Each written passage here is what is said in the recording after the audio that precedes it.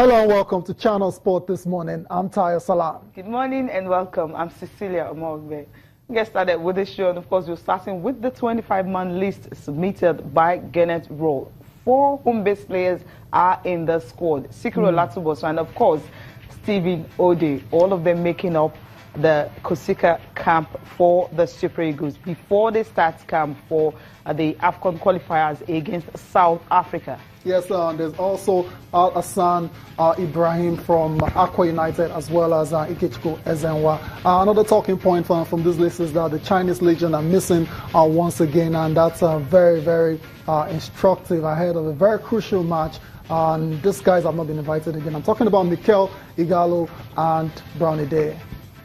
Okay, also on the program, we'll be talking about Chelsea. Well, it's just one more game before they can clinch the Premier League title. Yeah, one more win, and the Premier League title will return to Stamford Bridge, and they can do that as early as Friday when they travel to West Brom. And for Middlesbrough, they're back in the Championship. And let's pay a thought for Brad Guzman. I mean, when you get nutmegged once, it's very embarrassing. To get to happen 3 times in a game, it's not very good at all. So Chelsea very close now. It's safe to say they can put the champagne on ice. Okay, so in basketball, we have another sweep in the NBA playoffs, and this time by the Golden State Warriors, led by Steph Curry's 30 points. The Warriors beat the Utah Jazz 121-91 to progress to the Western Conference Finals. So, Cecilia, the Cavs did it yesterday. Now it's the turn of the Golden State Warriors, and barring any major upsets, these two teams, that's the Golden State Warriors in the Western Conference and the Cleveland Cavaliers from the Eastern Conference, they will meet in the NBA Finals. And Cecilia, I mean, you said it. You said no way back for the Utah Jazz. No way back at all. Yeah. They started on a very losing note. I mean, when you lose your first game, the second, and all that, home court advantage wasn't even there for them. It tells you where the story was going to go. And of course, it's all over. 4 games, and you have Golden State Warriors in the finals of the Western Conference. That's the only game for last night. Warriors and Jazz 121 and 95. I mean, that was a no contest really. As all. Yeah, very good win for the Golden State Warriors. We talked about Steph Curry. He had a very decent game. 30 points he scored. That's the Steph Curry one. Half of the Splash Brothers on 9 of 15 shooting from the field. So very efficient shooting night for the baby-faced assassin. Rebounds 5 and assists 7. But also he got help from the usual suspect. Yeah, Kevin Durant, Klay Thompson, and all of them. Kevin Durant scored 18 points. Klay Thompson finished with 21 points.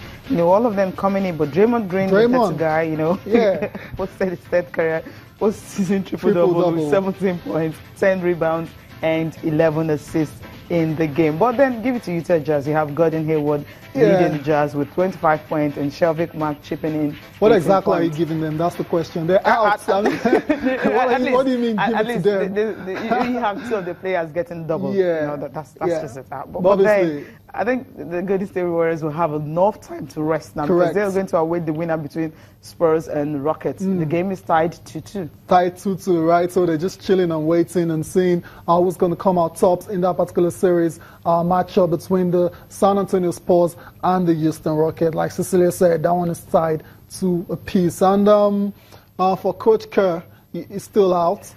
He's out of the procedure. Still in? Yeah. He said before the game that he hoped his team would just get it very fast. And of course, and they did exactly that. That's exactly what they've been doing. Now he's been missing the last few games now. Well, it hasn't affected the performance, the output of the Warriors. Technical bench that they have. When you have a Mike Brown. When you have a Mike Brown as the head coach, bona fide any day. There's just no point. They're not going to be missing out on anyone at all. Yeah, that's about it for the NBA now. Let's talk tennis now. The grudge match. I mean, we're all waiting for the game to start. And when it started, Eugenie Bouchard, she drew the first blood. I felt, Sharapova was going to come in. Of course, she came into the second set. But then somehow, when she was serving for the match points, she just got it. So Eugenie Bouchard was the one who got the better of Maria Sharapova for the first time in her career. First time. She's been able to beat her. So she was really excited, You know what it means to beat a Maria Sharapova who is having a comeback. She called it so-called comeback.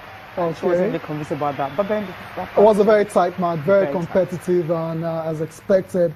And for Bouchard to get this win, very, very important for her, because she grew up idolizing Maria Sharapova. And just a few weeks ago, she was on record as, calling her a cheater and basically saying she should never be allowed to play the game again. So when they were drawn, when they actually met in this Madrid Open, a lot of tennis fans were looking forward to it, and it didn't disappoint at all. Obviously, not flash points really on a personal level, but the game itself lived up to expectations, and Bouchard emerged victorious. So 7-5 to 6-4. Yeah, I mean, look at that. I think it was just the way the two girls went on. Tennis is all about entertainment. It's all about the game. The fans enjoying it. They gave their very best. It was a matchup we were all looking forward to, and they did not even, they didn't put it down. It was a thrilling and entertaining, and it was especially the final set, when she was, 7 for the match, ended the game 7-5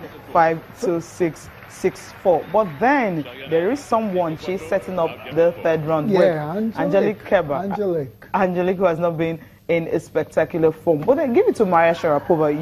She was out of tennis for 15 months. Fine, she was training, she was playing exhibition games, but she wasn't playing competitive tennis, so it's not the same thing. So she actually needs more time gradually to grow into it. And it's really when you're now starting with clay that is very, very difficult, So she still needs to play more games to see if she can actually get maybe that wild card, who knows, to Wimbledon or even French Open, or if she can be able to win one more tournament before it starts. Yeah, that's it. Just take a look at how happy. I think she just won a Grand Slam. I mean, 23, 30, the age difference is 7, but then just give it to Eugenie Bouchard. She had to do the talking on court. Yeah, Bouchard, like I said, she's still very young, 23, and a lot is expected of her. She's carrying the hopes of Canada. Yes. So it was a very good win for her. Let's see how she moves on for this. But Maria Sharapova, Cecilia, Maria, she's in a race to get enough points to qualify for to play qualifiers. To feature at the French Open and in Wimbledon. But like I said earlier, they'll find a way to get Maria inside. She's she's won Grand Slams multiple times, about 5 already, and the wild card might just be her best bet. Her best bet, sure bet. I think she might just get that. So listen to Maria Sharapova now, and also Eugenie Bouchard reacting to that game. Every match at this point is important, and I'm just one of the 2 players that's out on the court, and everything that surrounds myself. I don't really know a lot of it. I don't pay attention too much of it. I've been part of this game for many years. I know what the drill is. I know the excitement. I know there's always a lot of talk and buzz and matchups, rivalries, news. It's all part of the game. But at the end of the day, it's just 2 athletes competing against each other, and I'm one of them, and that's how I treat this game. I think I would be worried about myself if I sat here and said that I'm pretty happy with losing a tennis match, no matter who I face, no matter what round it is, no matter if it's a first round or a final of a Grand Slam.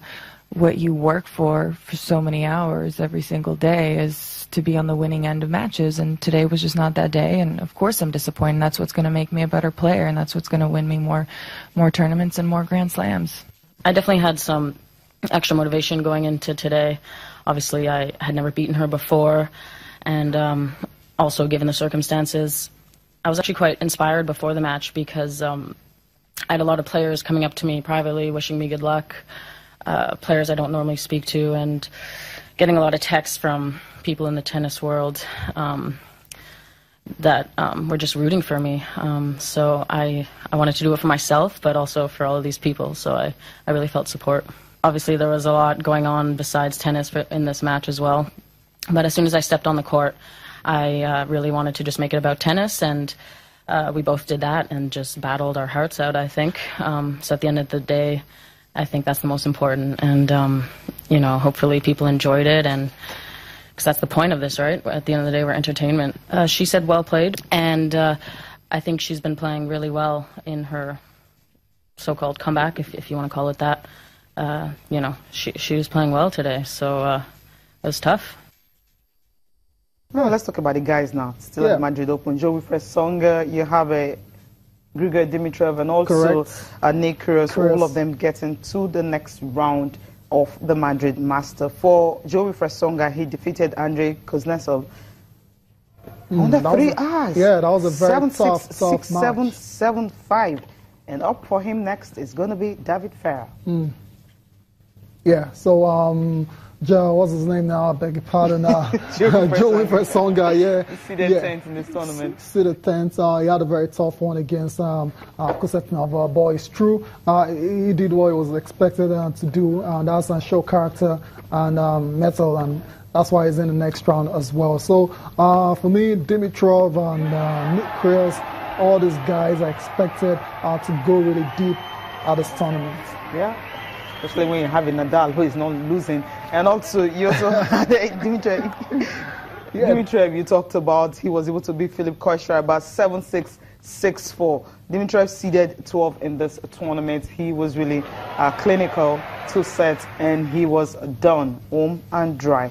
Earlier, you had Nick Kyrgios putting a good performance to beat Marcos Baghdatis 7-6, 6-4. For him, well, he's still going to be a tough way to go, because any tournament you're having in Madrid, he's not playing till Wednesday because he's having ear infection. Correct. So it means that, well, these guys have to be at their very best. They have Dimitrov. That's Dimitrov, yeah.